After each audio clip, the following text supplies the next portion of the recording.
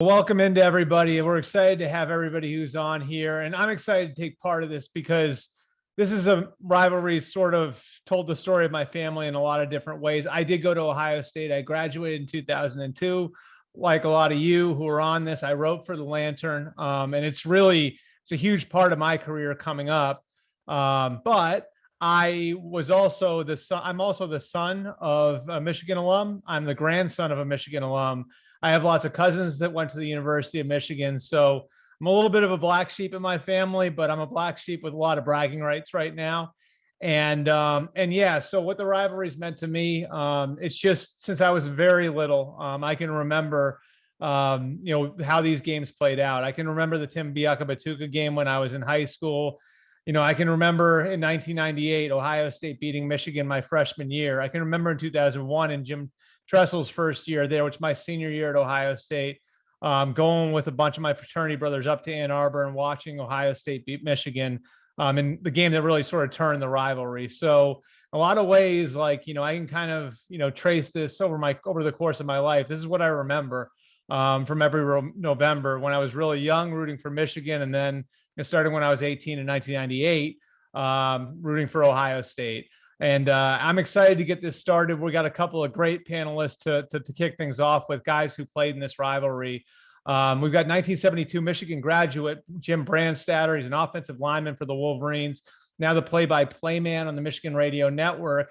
And we got Josh Perry, a 2015 graduate of The Ohio State University, a linebacker on Ohio State's national championship team. And I'm excited to get started with you guys because you guys have seen this rivalry from the ground floor. You guys know what it looks like. I think both you guys grew up following it.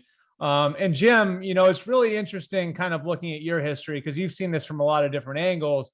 And I think, and I don't want to offend anybody on here, but I think you probably, played in what I think was considered the golden age of the rivalry, which is the 10-year war, when Woody Hayes was the coach at Ohio State and Bo Schembechler was the coach at Michigan.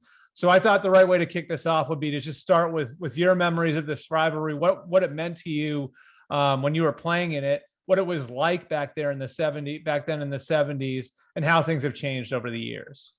Well, clearly it was the biggest rivalry that Michigan has had, and part of it began with Woody and Bo. When Coach Hayes in 1968, remember this, won a national title in Ohio Stadium with Ron Johnson, the great Ron Johnson of Michigan, as a running back.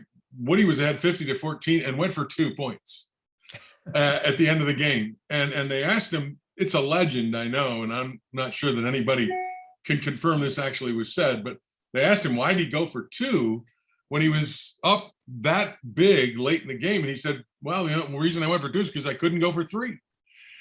And that began the rivalry. And in 1968, when he said that, and he beat Michigan 50-14, in 1969, he came to Ann Arbor with what was considered the greatest college football team ever assembled, with Rex Kern at quarterback, Jim Stillwagon at middle guard, and Jim Otis. I mean, they had great players.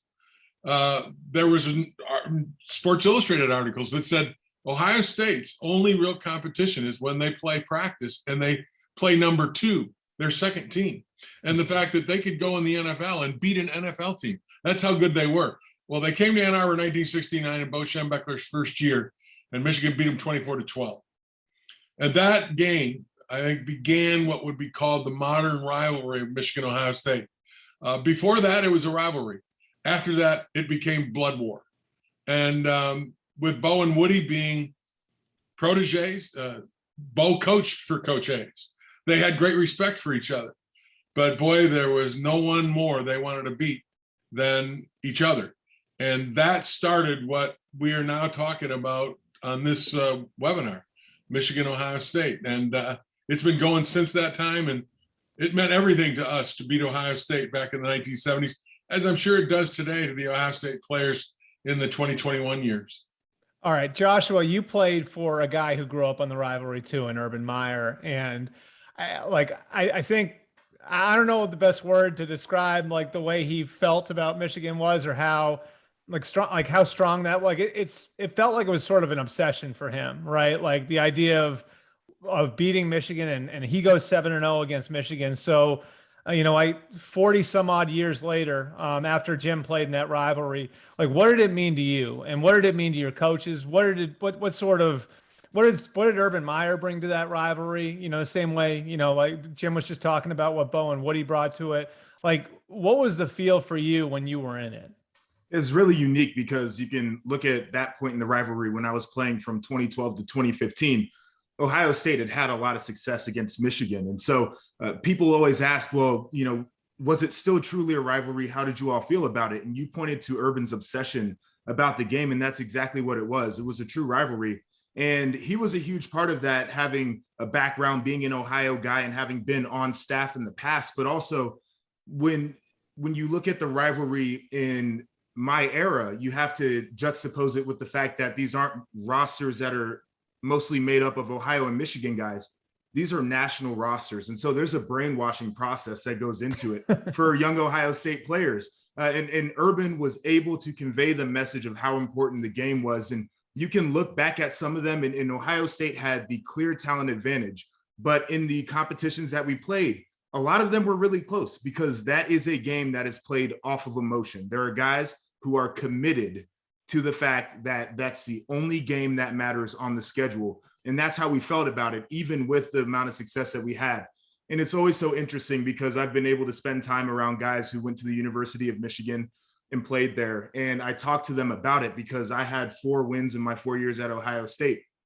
And you can hear the pain in their voice as they relive some of the memories from the rivalry, because it is still that important to everybody. So it's very unique. Obviously, the tide has turned a little bit, but this is one of those cyclical things where you can look through the history books and say that there's probably going to come another turning point where Michigan will take hold of the rivalry again. And that's why this thing is so intriguing.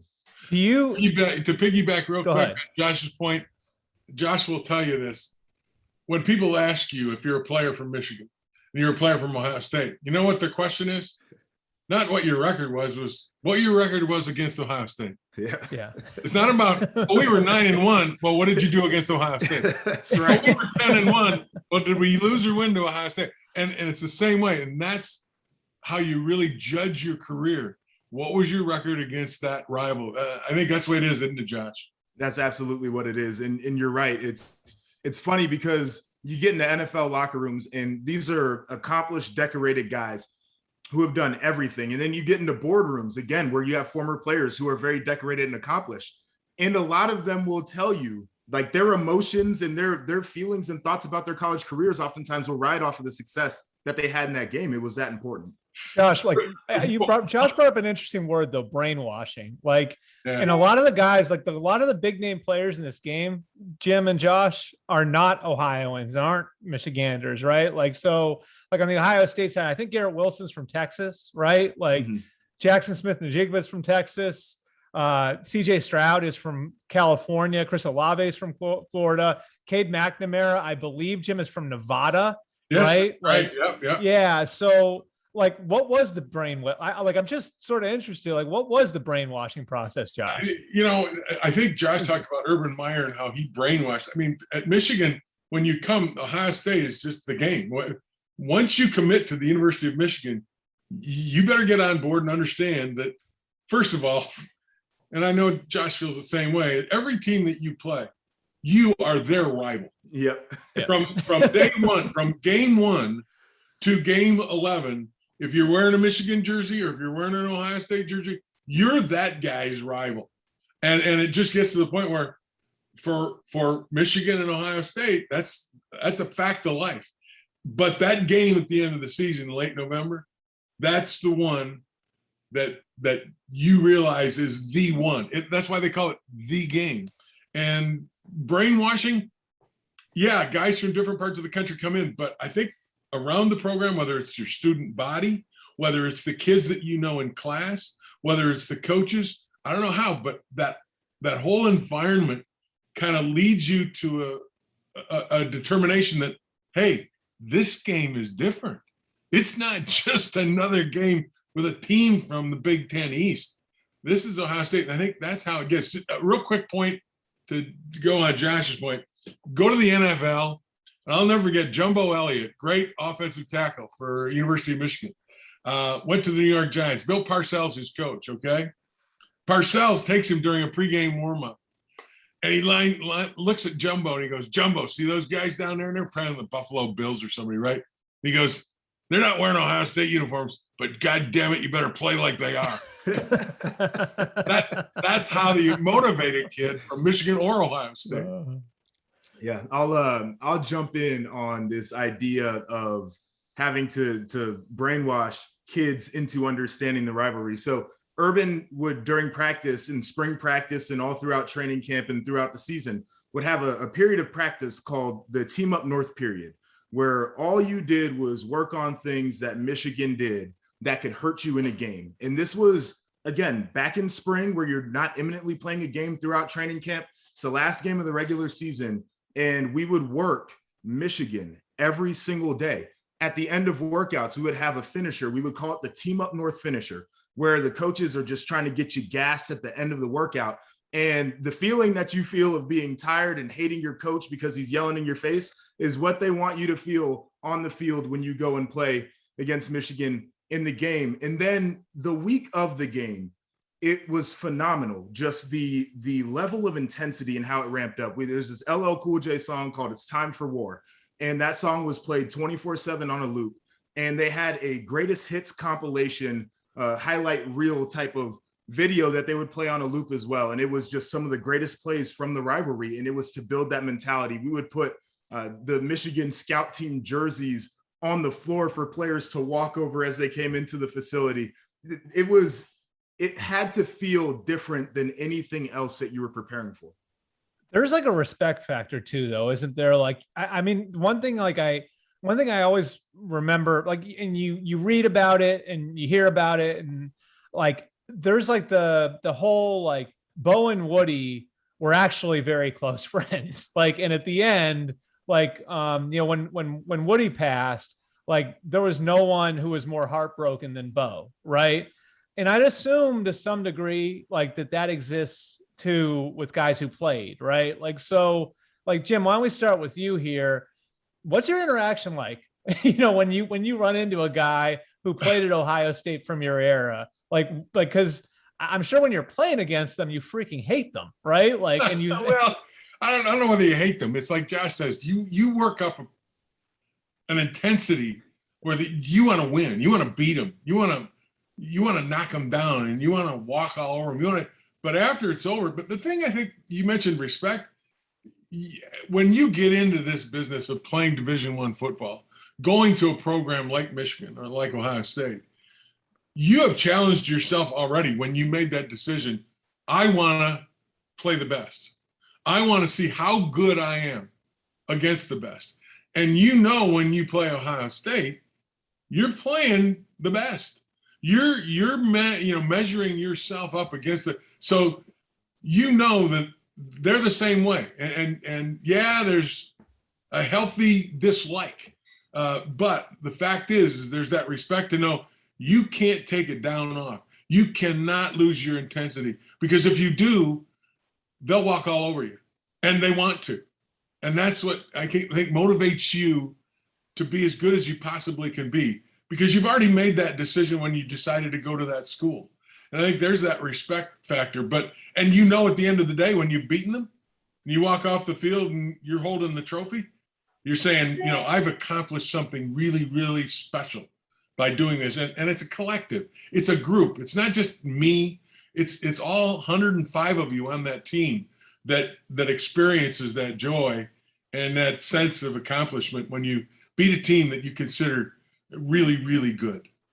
And there's this idea that respect is earned, and I totally agree with that. And you can look through the history books on this rivalry, and there are numerous instances where the team that was favored on paper lost, right? And so that's where the respect comes from, is the fact that you understand that there are good players on the other side, and you understand that you can throw the records out because you're going to get the best shot every single time. I can remember back to the game that we played in 2013, and it was not a great Michigan team, and it was an Ohio State team that I was on that was, top 3 in the nation, or whatever the case was. And that was a game that was 42-41. It came down to a last play, and my buddy Tyvis Powell had to get an interception in order to seal the deal when Michigan went for 2.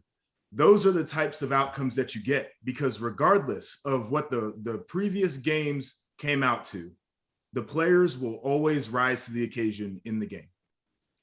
Okay, we're going to start to transition and bring our student journalists in here, but just to wrap it up with you two guys, and you guys are going to stay, of course, for that part of the discussion too.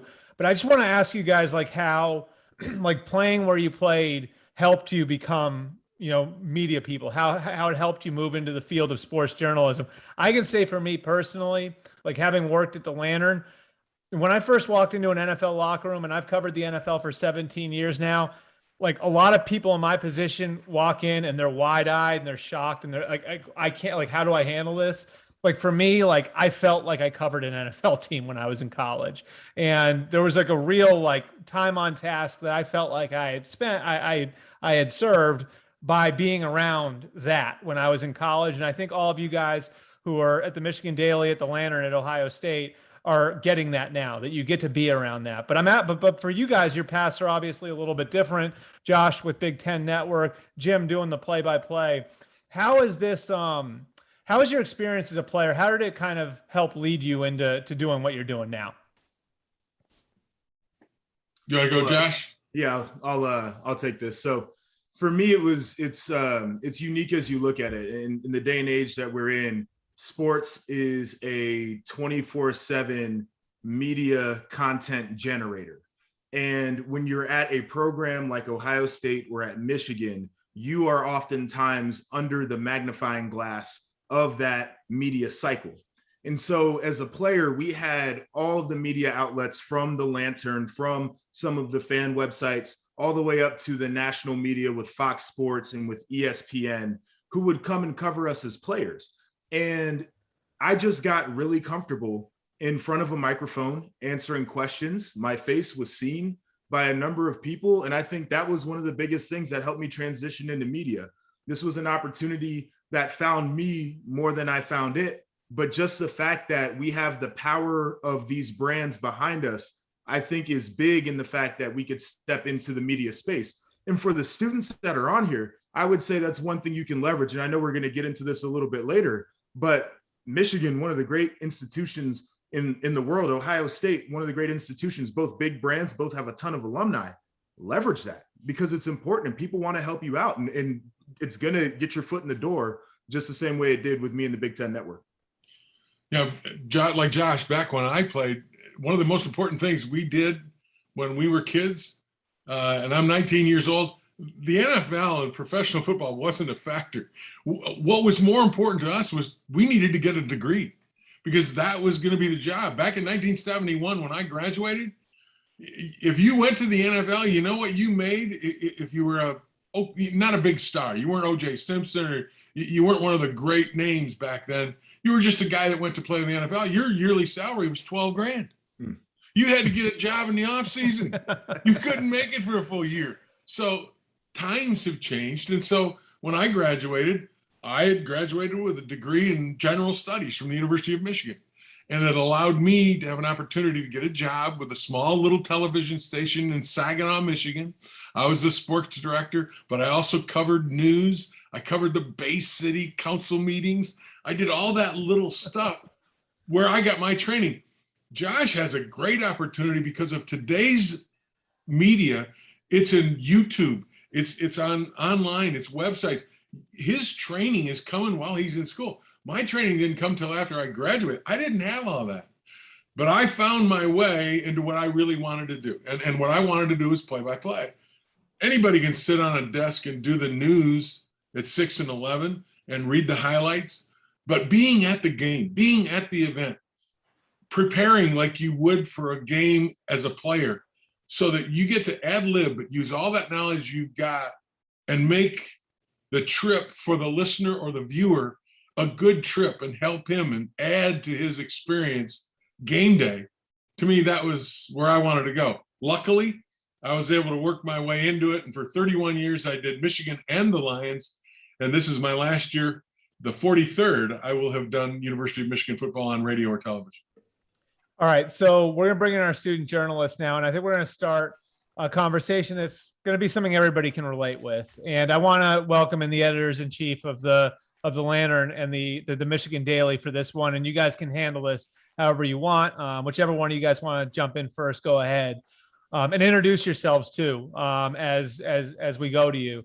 I think we've all dealt with this on one level or another, where the pandemic has affected the way that we've lived our lives, like in the way that we've been able to operate over the last year and a half. And you guys are uniquely positioned because there was no roadmap for you, and there weren't older people. You know, when you're in that position, you're 19, 20, 21, 22 years old. Like normally you'd have people that you could go to and say, well, what was this like? Or how do I do this? You guys didn't really have that. So I wanted to first you guys introduce yourselves, but I also want to kind of get you guys' take on covering news in the pandemic and some of the challenges that you guys faced as student journalists. Yeah, thanks, Albert. I will go first. My name is Bella Chikowski. I'm the editor-in-chief of The Lantern.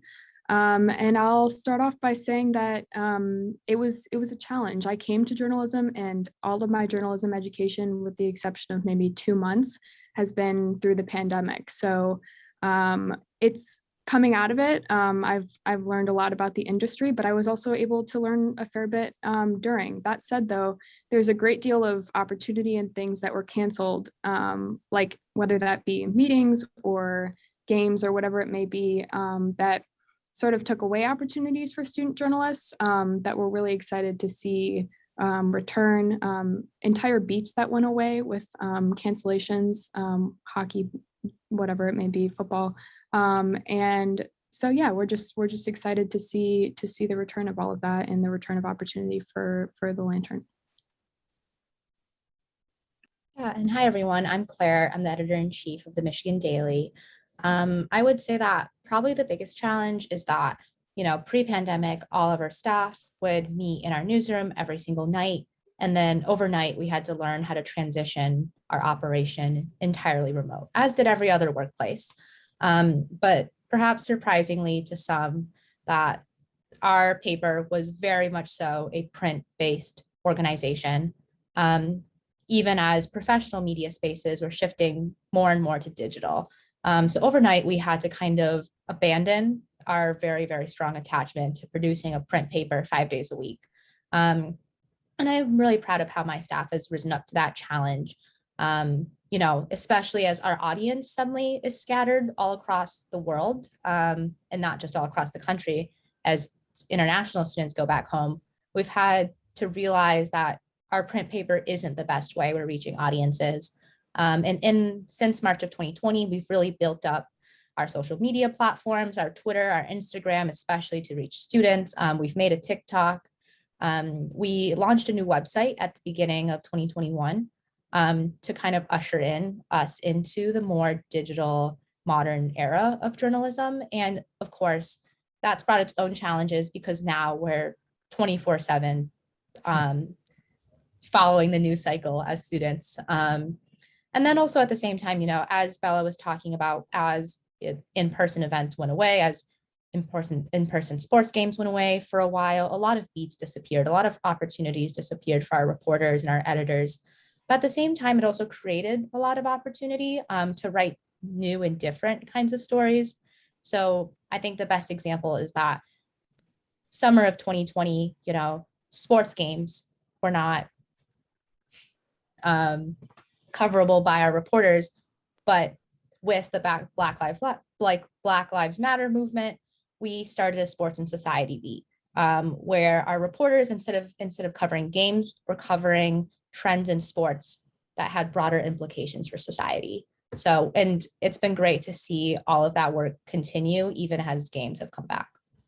Do you think like your writers, the people who are, you know, underneath you guys, or even you guys yourselves, like they're like, do you think that there's maybe, I guess, going through this is like crystallized what some of you guys want to pursue? You know what I mean? Like in a certain way, like having been thrown into that situation, maybe you found out a little bit more about what you want to do. And Bella or Claire, either of you guys can take this, has maybe kind of like, I guess, narrowed down like what element of journalism that you guys want to go into?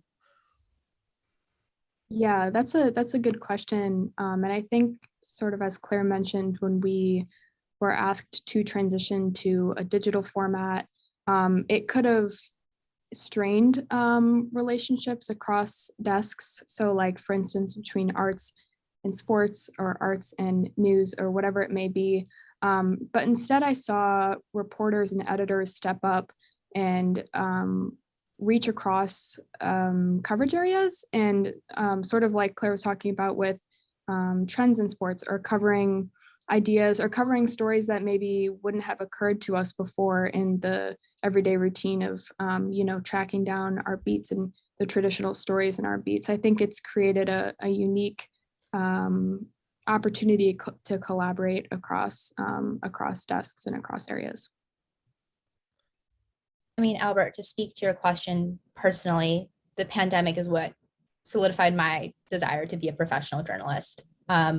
Summer of when we first got sent home, I remember being at home, bought an LSAT prep book, was just starting to, go through it, prepare for the LSAT. And then when Black Lives Matter protests sparked in my very sleepy, very traditionally conservative hometown, that I immediately abandoned that prep book and started covering protests all throughout Southeast Michigan instead. And I think for a lot of my reporters, there's this sense that with the pandemic coming onto our campuses, no regional outlet, no national outlet is going to be able to cover our communities and inform our communities about what students need to know about what's the latest situation on campus with COVID today. And that job has fallen to us. And we've noticed that we have significantly increased in readership.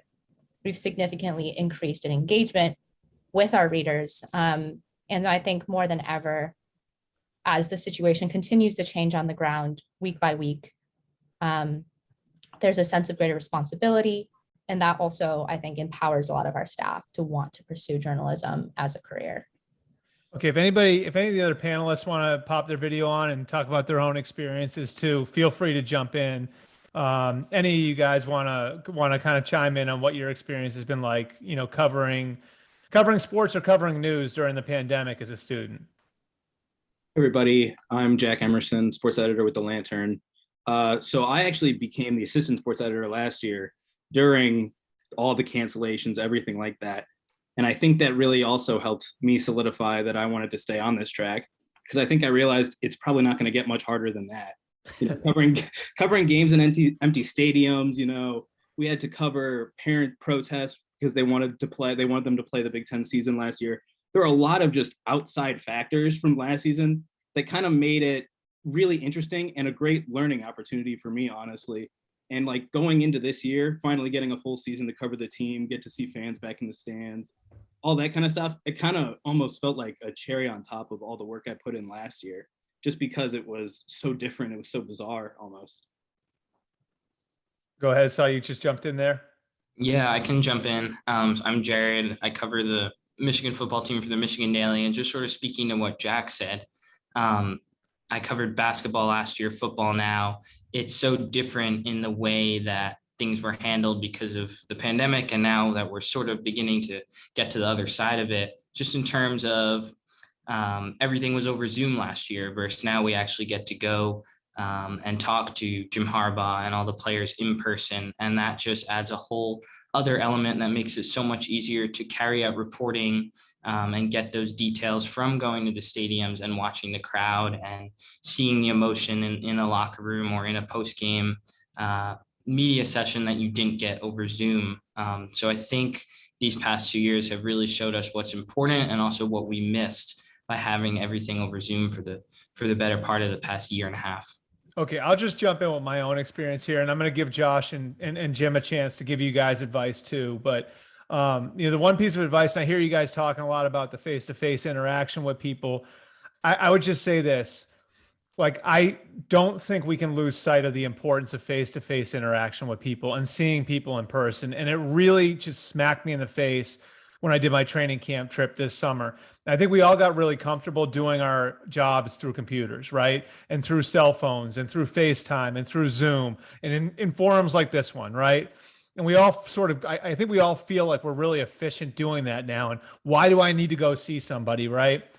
I every summer go to about 20 to 25 training camps. I travel across the country. And the main reason why is I feel like the lifeblood of what I do is who I know, right? And the lifeblood of what I do is talking to people. And I'm nothing if I don't have contacts. If I'm not talking to the people who are in the game, like I'm worthless. So I need to keep talking to those people, and I need to be face to face with those people, and I need those people to see me.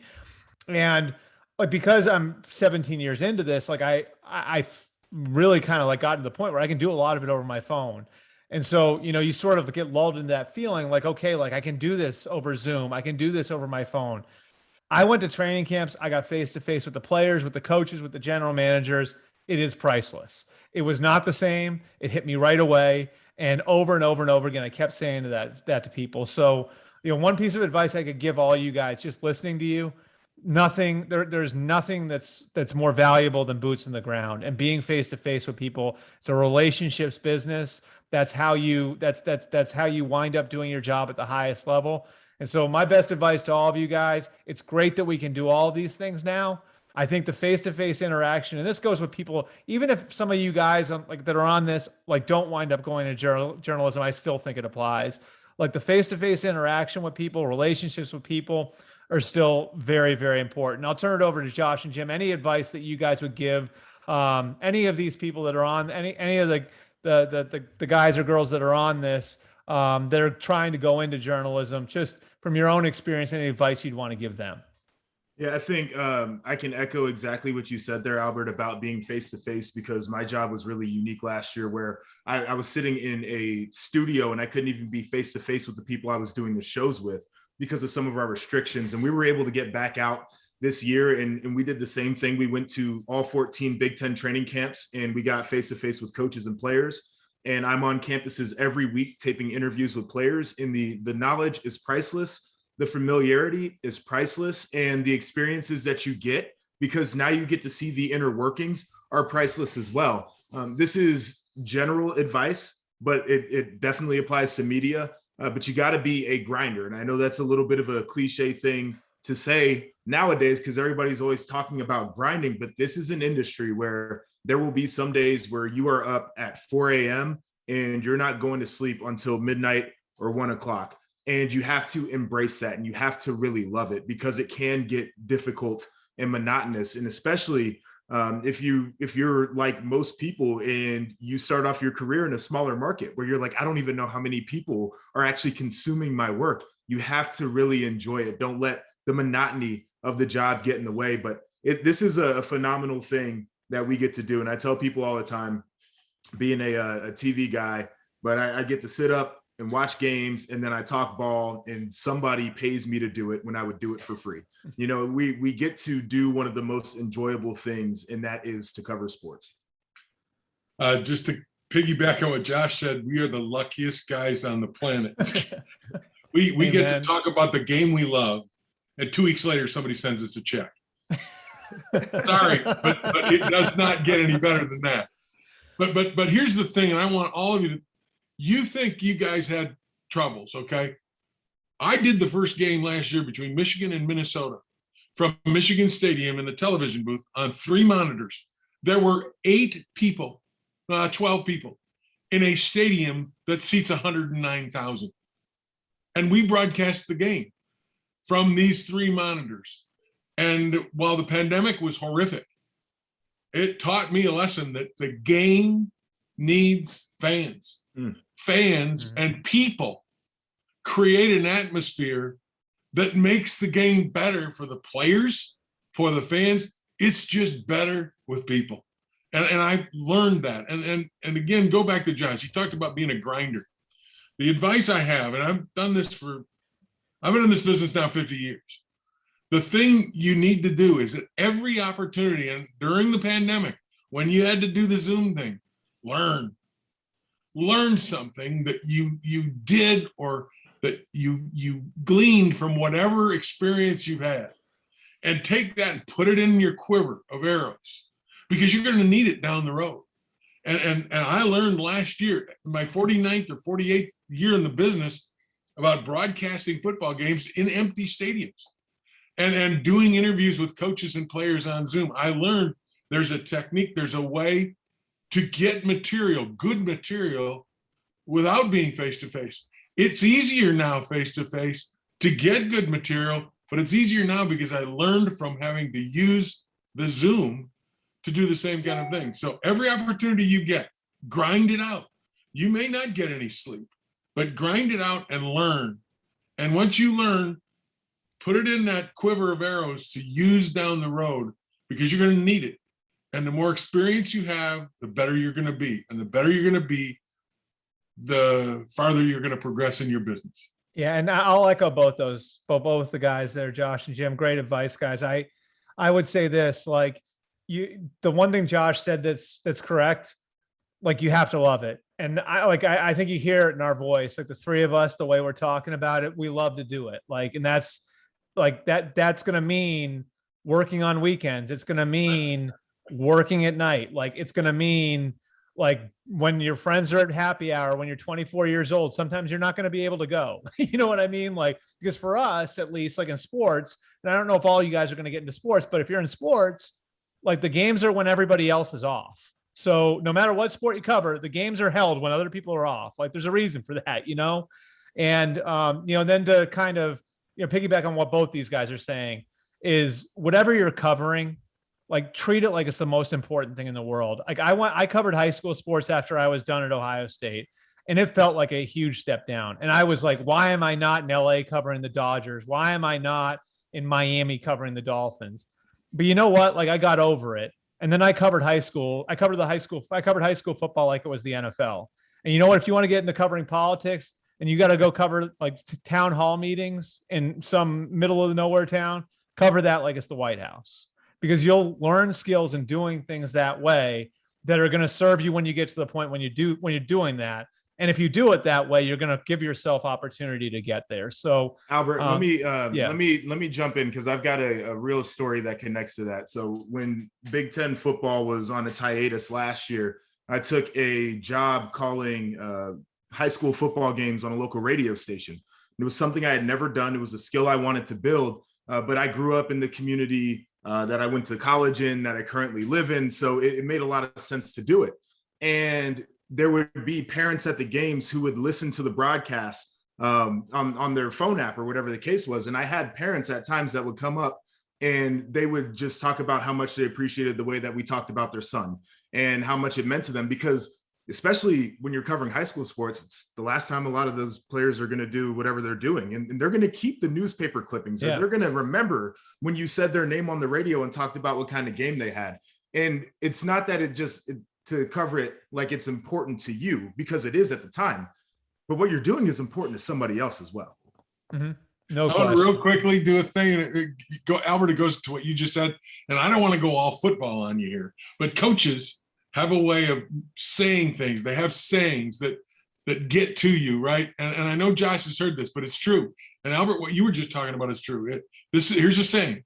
People wouldn't come up to me and say, God, you're really lucky. You've had a great career and you've done this and all of that.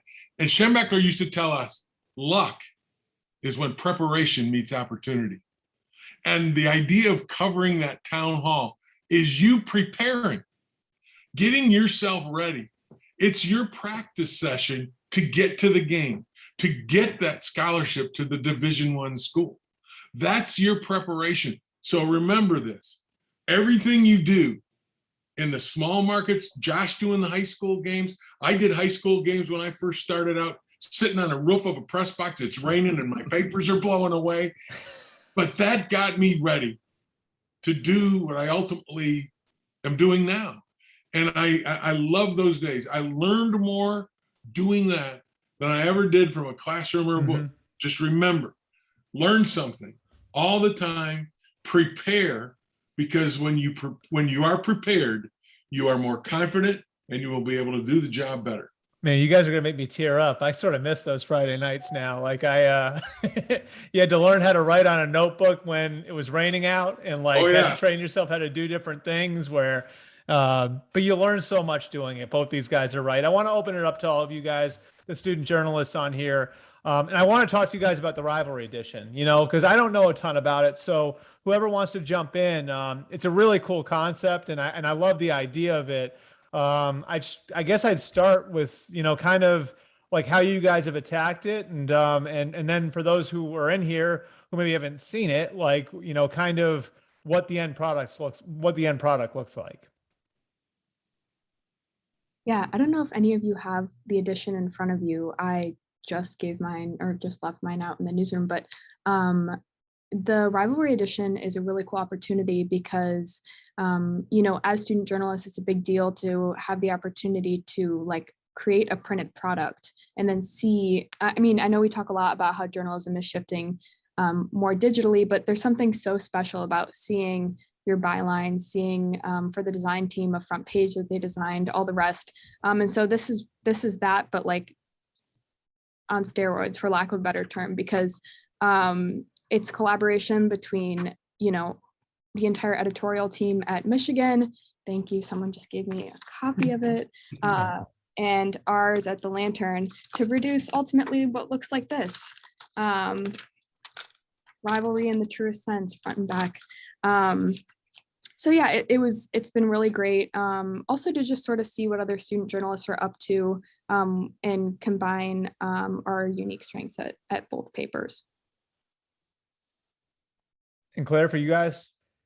Yeah, and I mean, I think kind of going with the fact that student journalists are trying to balance print and digital, we have a print edition and we also have a website that I can link after I'm finished talking. And our website is also just houses all the content that we have. Sports journalists from both schools write on just the history of the game, all different aspects of the game. Jared wrote a piece about how name, image, and likeness is affecting Michigan football right now. We've had data journalism that kind of breaks down the history of the game with statistics and data graphics. So I think it's really just a great way for our student journalists to channel all of their talent, all of their energy, all of their creativity through something that we all care about, which is the rivalry. And, we have designers, photographers, our audience engagement teams, our website development people, sports journalists, everyone. So many different parts of our newsroom are coming together. So it's not only a collaboration between two schools, but it's the biggest collaboration we have all year within our newsroom. So I think it's just like, not only is it a rivalry, but it is a collaboration. And I think that's my favorite part about doing the Rivalry edition. And Jared and Jack, we can bring you guys in too here. Like, is there anything in particular you guys are proud of? Like when people open this up and look at it, like, is there anything that, you look at and you say, yeah, like that's pretty cool. Like 10 years down the line, like I'm going to look back at that and I'm going to be like, that's awesome that we pulled that off. Oh, for sure. Especially with our design team, working with our design team and seeing like what they do, their process when they're making these auditions, these cover pages that just look fantastic. Just working with them and seeing the stuff that they do, because I have no idea how they pull that stuff off, and it's incredible to see. And I love working with them. But also when we get to open up these opportunities to other reporters who don't normally get the opportunity to cover football, to cover teams events like this, it's awesome to see some other writers flourish because they get a bigger opportunity like this. Jared? Yeah, I'll jump in. For me, I just think seeing like this is something that as a section and as a newspaper, we started talking about over a month ago, and to just see it all come together in the print copy and staggered out on the website is really rewarding. And it was also something that was difficult, like for me and my two other beat mates, because we're pumping out this content in addition to 2 stories a week each for availabilities and then games. So it's not like we just had a blank slate to work on this. So it's rewarding to see all that work and keeping managing that come to fruition. And just as a section, as other panelists have mentioned, we have a data piece, we have design and photography, and everyone just kind of melds together into one big final copy. And I think the right word is rewarding. It's just rewarding to see that all come together. Was it challenging, like working? Because we didn't do this when I was in school. Like, did the distance make it challenging at all? I think if there was ever a time where we were equipped to handle the distance, it'd be now. Yeah. I think even back previously in the conversation when we were talking about the pandemic's effect on journalism and the learning curve that is learning how to do journalism, all of our resiliency around using Zoom. And yeah, certainly there are communication barriers, but you know, we were all, I think, pretty well equipped going into this. All right. I want to, before we open it up to audience questions, I do want to kind of open and give you guys some advice and kind of try to help you guys out a little bit more. And I'm going to give my own perspective on this at the end. But Josh, Jim, I think the three of us probably all have a pretty good perspective on the way the job market's gone, you know, over the last year and a half. So what would be the best advice that you think you could give somebody on how they'd approach the job market now, based on where it is and the economy of the business and everything else? Whatever you want to do, get a job in the business, period. I don't care how small, how big, whatever. Work your way through that way. I mean, and that's the way to do it. I'm struck, this is a fundraiser kind of a thing, right? And to me, I'm struck at how constructive it is that this rivalry, the Michigan-Ohio State game, is being used now to generate kind of funds for the future of journalism. And I think both schools should be commended, both papers should be commended in putting this thing together and allowing people to get involved, because this rivalry, everybody's going to brag at the end of the day. Oh, we beat you, you beat us. Everybody's going to wander around and talk about how wonderful it is and all that stuff. But ultimately, what's best about the whole thing is if you're raising money and you're giving opportunities to young students to become journalists to move their careers forward. Ultimately, that's what the universities are all about. It's about educating young people, getting them out there in the job market. And the job market for a journalist, anywhere you can get an opportunity, get one, right, do it. And then save your best stuff and never stop sending out. In my business, it's audition tapes, you know, in the audio, radio, or television. In the print business, it's sending out resumes and showing them what you've done for papers or what you've done for blogs. Get somewhere where you want to go, no matter how big, no matter how small. But again, it goes back to what we talked about before. If you truly love it, that's what you're going to do. But that's the best way. Experience, do it, write it, get it done. Give them your best shot and just keep after it. Grind it, like Joshua said. You got to grind it out, but that's the way to get ahead. And ultimately, if you do that, I think you'll prevail. Yeah, and I'll echo what Jim said about the rivalry edition in the fundraiser, and the fact that these are unique perspectives and it's your work coming to fruition, and the ability to use this as a generator for you know, the lifeblood of the journalism programs, and to be able to do this, I think, is phenomenal. But just in terms of professional advice, I'm with Jim. Like, get a job in the industry and just keep working at it. And you talked about saving your best work, or if you're going to get into radio or TV, having a reel, it's really important, and continually send those things out, have your resumes ready to go. But I also think that students entering the job market today are at a bigger advantage than students have ever been before, because everybody, if you want to get into TV or radio, for example, everybody is talent and everybody's a producer. If you got a laptop or a cell phone, it's got a camera and a mic on it, and you can edit all of your stuff. You can get reps. The hardest part about being in journalism, being in media, is reps are hard to come by. You can get reps because you can do it all on your own. You can start a blog, or you can start a fan website, and you can create the content on your own. And this is valuable because now it gives you an opportunity for somebody to give you constructive feedback on what you're doing, but it allows you to continue to sharpen your sword and build your skill in a way that traditionally you could only really do that if you had one of the traditional platforms of being with a network or being with a publication. You can be that yourself, and I think that's really cool. So take those opportunities and don't just let them pass you by. Okay, so I do want to emphasize again the importance of the fundraiser, which is one of the reasons we're here, and we're going to give that a little time here at the end after we get to the audience question. My best advice would be along the same lines as what Josh and Jim said, that if you know what you're going to do, you're in a really strong position. If you know what you want to be, whether it's somebody who is talking into a camera, whether it's somebody who is, you know, talking for radio, podcasting, somebody who's a print journalist, find a way to do it. Find a way to get out there, and don't just find a way to write or talk into a camera. If you want to do what I do, find a way to report too. Find a way to go out and build relationships with people. And, the best kind of way I can kind of illustrate that for all of you guys, when I got out of college, I wanted to go work in New York. I thought I need to get into the biggest market. That's how I'm going to be fast tracked X, Y, and Z. So I was going to take any job that I could get in New York. I wound up working at the Asbury Park Press as a night editor, and I hated it. And I did it because I thought it was necessary for me to do it, but I really felt like I was spinning my wheels and I wasn't going anywhere. There was a paper back home that was a fraction of the size that the paper in New York was, that loved me because I had worked there over the summers and everything else. I had relationships with those people. They believed in me. So after like about a year in Jersey, I decided to move back to Massachusetts, and I started doing the job. And once I did the job, I kept doing it over and over again because I really liked it. I wanted to get better at it. Because I enjoyed the actual work, it didn't feel like work to me.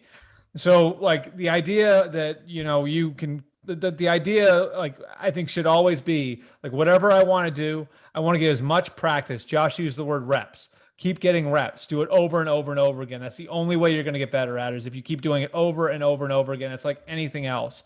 And so that'd be my first piece of advice. My second piece of advice, and then we'll open it up to audience questions. Learn how to do everything. Cause like, I just know this, like when I was coming out of college in 2002, it was clear the economics of the business didn't work. Hey, guess what? We're still standing. I'm still working in the business 20 years later. Right. Like, so I think like a big piece of this isn't like that one piece of the business or the other piece of the business needs to survive for me to succeed. These jobs are going to exist. All right. Like, and if you want to be just a writer or just a guy who does local TV news, it's going to be harder and harder to do that because these jobs, because the economics don't work, are going to start to consolidate. So they're going to be looking at people who can do more things at once. Right. So if you can write, if you can talk into a camera, and you can talk long form on a podcast, like you're going to be more valuable than the person who can do just one of those things. It was hugely helpful for me getting where I got because I've had jobs in television, I've had jobs in print, and now I have jobs in both.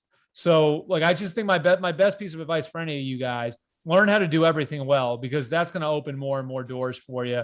And now I think we can open up to any audience questions we might have. So anything, and I don't know if that's going to pop up in the chat. You guys can help me out there.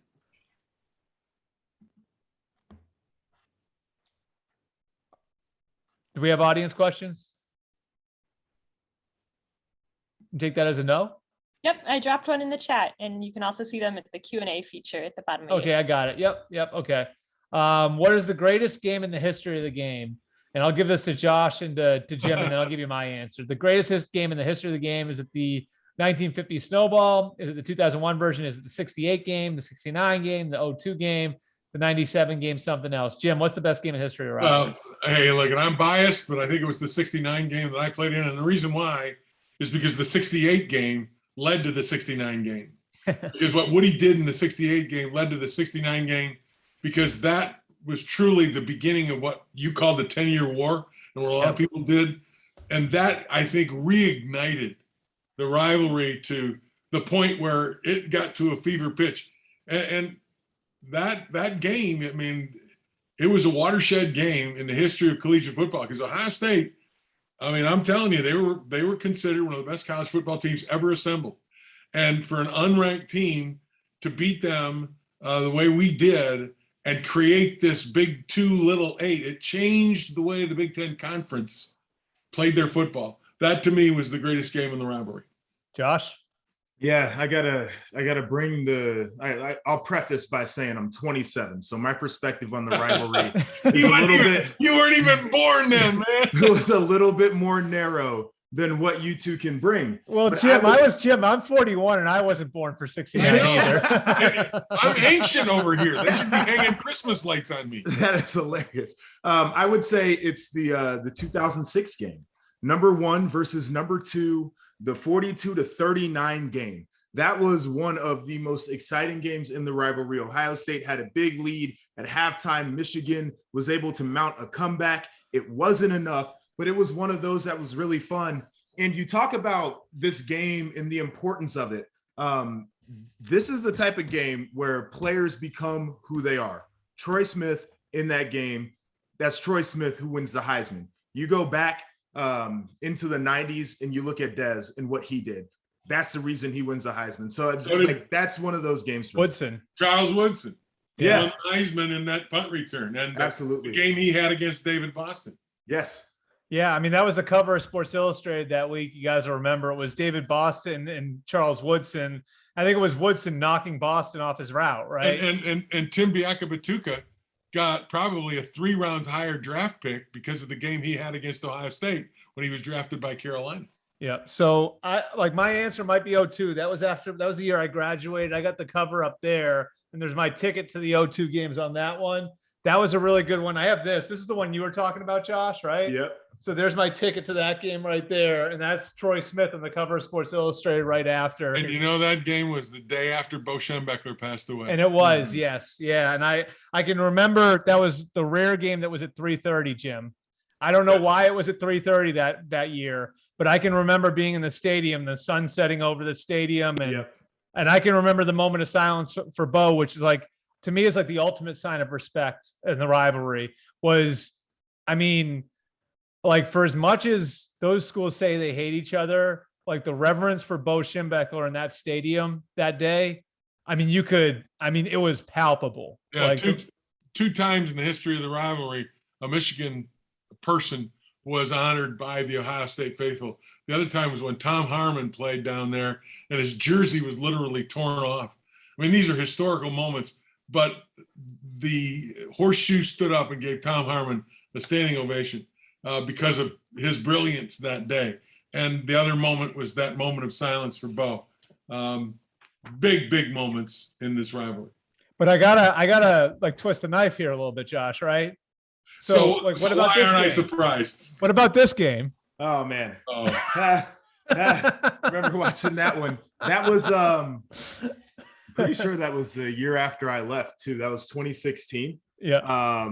And I remember watching that game, and that was significant for a number of reasons. Is number one, Michigan in the 2010s and really the late, first decade of the 2000s was a nothing program. Then Jim Harbaugh comes in 2015, and he actually had them in a top 10 ranking at the time of that game, his first one. And that was my senior year. We blew the doors off of them. But he comes back in 2016, and that game was literally that close. And now Michigan, even though they haven't had the success, they are that challenger, and they've had some success in the Big Ten East. And now we're looking at them this year. This is going to be one of those games that will probably be historic, because more than likely you're going to get two teams with one loss that are going to be duking it out at the end of the year. And that's what we love about this conference. That's the way it should be. That game, I can still remember watching Urban at the end of that game. Like, and I'm sitting in he was lying flat on the ground. Like, and there's the whole like him like on the ground, right, that they showed on TV. And I was with like one of my college friends at the game, and I'm pointing over, and this is in overtime. And I'm like, look at Urban. And he's like bent over. And I'm like, so while everybody else was like, oh, he collapsed in joy, it's like, I think the guy might be having a heart attack. Yeah. Like it was, I had never seen somebody so, I guess, like affected by a game as I saw as Urban at the end of that game. It was unbelievable. The prevailing thought on that game was if the referees would have marked JT Barrett short and not given the first down, they would have never left Ohio Stadium alive. The prevailing thought was that Ohio State won. The prevailing thought in Ohio. I'll set this one out. I got to be prevailing neutral. thought north of the border. I represent the Big Ten Conference now. I'll be neutral on that one. I got a question. Yeah, you're in a from tough Lewis. spot. I got a question from Lewis Fulcher here. All right, if there's one play from the rivalry that would epitomize the rivalry, what is it for you guys? It's hard to say. Again, you go back to the 90s. Desmond Charles Woodson, both their punt returns, I think so. were defining moments. And then the overtime touchdown after the play, the overtime touchdown in 2016 that won the game. I think those were huge plays. You agree with that? 100%. I mean, those are the ones that stick out in my mind. Again, my perspective is very different, but I can literally see the highlight of Dez striking the pose in the end zone twice. That is literally what this game is about. Yeah. I mean, it was for me, I think like for me growing up in it, and that was the last year, that was my senior year in high school. So this is the last year I was a Michigan fan. I can remember like everybody like sort of like, I remember there was always this question in my head, and I grew up entrenched in this, and it was like, why haven't those schools won national titles? You know what I mean? Like, and that punt return from Charles Woodson was sort of, I felt like that was where like things turned the corner a little bit, where all of a sudden the schools both became a little bit more nationally relevant again. You know what I mean? Like where it went from, this is a national this is a national rivalry again, which I think like it is always, but like the fact that there was, I think, what was it, a 30-year gap between either school winning a national title was like mind-blowing. And obviously that came to an end in that year in '97 when Michigan got half a title against Nebraska. Oh, yeah, three of the four voting properties voted Michigan, and one voted Nebraska. So you're going to give Nebraska real quickly. And again, I'm just historical. Okay, back in the day when television wasn't televising every game. Nowadays, every game is on television. Back in the day, you could only be on television 2 times in 3 years, I think, nationally. And every year, Michigan, Ohio State was on, and the game after that was UCLA, USC. That's what created both programs in many ways to be those national programs, because they were the only game on TV that last Saturday of November. It was a beautiful spot for all 4 schools, USC, UCLA, Michigan, Ohio State. That was your Saturday afternoon television, and there was no other football games on. And that created, I think, a national reputation for both institutions. Well, and think about, real quick on that note, you think about the great players that have played at those 4 schools, the recruiting advantage to being on national TV in that You're situation. absolutely right. That does it right there. Absolutely right. Okay, last 2 questions then. This was from Pete Mooney. The greatest player you've seen on either team in this rivalry? Boy, that's tough. That's tough. I had to block Jim Stillwagon. I thought he was scary good. I think Archie Griffin, you got to put him in the list for Ohio State.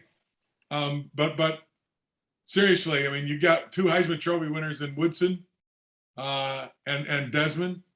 And I don't think you can put it down to one guy. I mean, Eddie George was just off the charts good. Troy Smith, the difference between these games in the last 5 to 7 years has been the Ohio State quarterback. Yeah, that's the only difference. They've had great runs at quarterback. So I don't think there's one guy. I think at Ohio State side, it'd probably be Archie because he's a 2-time Heisman winner. And I think on the Michigan side, it might be Desmond because of Josh mentioning the fact that he did the Heisman pose in the end zone on a punt return against Ohio State. Yeah, I'd say recently a guy like Ezekiel Elliott in 2015, the game that he had, especially after JT went down, I think it was the literal next play, he broke off a 44-yard run for a touchdown.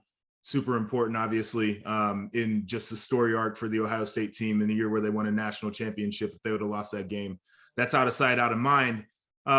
So I think it's really hard to, like you said, pick just 1 or 2, but you can pick out moments where guys really cemented their greatness by plays they made in the game. No question. And I think the best player ever to play in the rivalry is one neither of you guys mentioned. That's Tom Brady, but it's not because of what he did in the rivalry. I think he was actually 1-1. He was 1-1 against Ohio State. 1 in 99, lost in 98. And it's funny because like my memory is like the game that was more about one player than anybody else. Like, right. Like if there's a game that was about one singular performance, I think it has to be the Biaka Batuka game. Because I mean, Jim can speak to this. That came out of nowhere. I mean, that was like, I think he was like, and he became a great player the year after. Right. But I think if I remember right, like he was just sort of in a running back rotation there. And then all of a sudden he has 300 yards in that game. He was a great running back. It's just that, running backs are that kind of breed. Once you get a rhythm going, and once that offensive line feels comfortable and they start blocking people, and you get a running back that starts to get confident, like, you are not going to stop me. That's what happened to Tim. It was one of those, look out, here I come. And I will agree with that one game performance from him. And goes back to Josh's point about moments.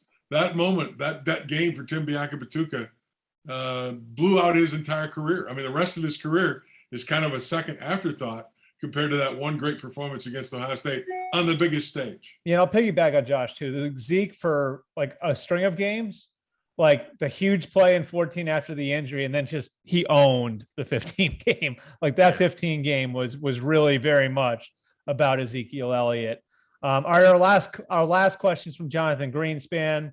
As a Michigan fan, we have seen down years with some very poor head coaches. Jim Harbaugh has not beaten Ohio State during his relatively short tenure. Yet he's pretty much beaten everyone else. How much of Harbaugh's future is tied to this year's game, and is it fair? Jim, you're on the ground there. We'll start with you. Yeah, well, I mean, obviously you want to beat your rival, and Jim hasn't done that. I mean, he's beat, like I said, he's done everything else. He's had this year will be his fourth 10-win season in 7, which isn't bad. If he beats New Maryland, and he'll have 10 wins. So, but is he tied? I don't think losing this game is going to push him out the door. I don't think so. I just don't think so. And so I think he'd like to win it. He addresses it. He's addressed it with the team. It's not like the elephant in the room. Everybody knows that Michigan's got to beat Ohio State, and Jim would like nothing better than to do that. But is his job tied to it? I don't believe so. Josh, you covered this, and you've been following it, obviously. What do you think? Yeah, this is a conversation, I think, about expectations as well. And coming into this year, based off of the year that Michigan had last year, I think that there were a lot of people who cover the team and follow the team, a lot of people in the media who expected Michigan to be a 7-8 win team this year. And we're talking about the potential for 10 wins in a New Year's Six bowl game if things work out. So absolutely not. I don't think that his situation is tied to winning this rivalry game. Now, as you look back, of course, there's going to be a little bit of a bitter taste when you consider that Michigan could have won 10 regular season games, but their 2 losses were to Michigan State and they were to Ohio State. Those are games that people who follow the University of Michigan would love to win. But just in terms of the expectations coming in, he has exceeded. And then the fact of the matter is, who are you going to go out there and find that's going to win you more than 10 games next year? You gotta take the good with the bad. Thanks, Josh, because that's what everybody doesn't forget. It's like, oh, let's throw him out. Now, who are you going to get? Who are you going to get? And if you can answer that question and you can get everybody on Michigan on board, okay, fine. That's good. But that's a hard question to ask, and a hard one, maybe harder to answer. It reminds me a lot of what it was like when I was in school. John Cooper was the coach, and John Cooper did a lot of great things for Ohio State. He nationalized recruiting. He changed the way a lot of people looked at Ohio State, but he couldn't beat Michigan, and it eventually got him, and they said it was academics or whatever, right? Like at the end, I guarantee you, if he were 10-2-1 against Michigan, the academic part of it would have worked itself out. It is, but that sort of speaks to the importance of the rivalry too, guys. Jim, Josh, I think you guys would agree with that. Like the coach's futures, a lot of cases, like their success in that game can dictate whether or not they keep their job, even if they are doing a really, really good job otherwise. In a lot of ways, Cooper was what Ohio State needed in the 80s and 90s, the same way I think Harbaugh is what Michigan needed when he was hired in 2015. Thank you, Josh. Thank you, Jim. You guys have been great. I want to turn it over to Bella and Claire now. If you guys just want to tell people where they can pick up the Rivalry Edition, and then just tell them a little bit about the fundraiser to what they can do to help. Want to give you guys the floor. Yeah, sure. So here in Ann Arbor, you can pick up the Rivalry Edition at any of our normal print distribution stands. It's on our website. We also have one right in front of our newsroom, which is at 420 Maynard Street, right in downtown And also, if you donate more than $25, we'll send you a print copy of the Rivalry edition for free. And to donate, I believe Clara has already sent the links in the chat, but the Lantern and the Daily, we have a fundraising competition going on. First person to 10,000 wins. So we won earlier today, but we did think we were almost going to lose. So good effort to the Lantern on there. But the Rivalry fundraiser continues until kickoff on Saturday at the OSU game. So still open for more than a week. All right. Bella, Claire, thank you guys very much. Jared, and Jack, thank you for contributing. Josh, Jim, you guys were great. Can I get picks from Jim and Josh, or like Josh, can you not do that right now? I mean, we do picks on the network. You know who I'm rolling with too. So. and I don't need to. You know who I'm rolling with, right? Okay, so I guess it's 2-1. I think Josh and I are pretty much. You could pretty much figure out for yourself who we think are going to win the game. All right. Well, on a serious note, like I just hope everybody gets a chance to contribute to the fundraiser. The journalism, I think, has become even more important in our country over the last year and a half, and it's really important that we have young people that are going into journalism and that are enthusiastic about going into journalism. And these people that people like Bella, people like Claire, the future of our business. And I'm certainly in, and anything anybody can do to support that, I'm fully behind. And so be sure to check out those links and give what you can, and be sure to check out the Rivalry edition. Really appreciate everybody coming out. Had a great time today. Thanks, everybody.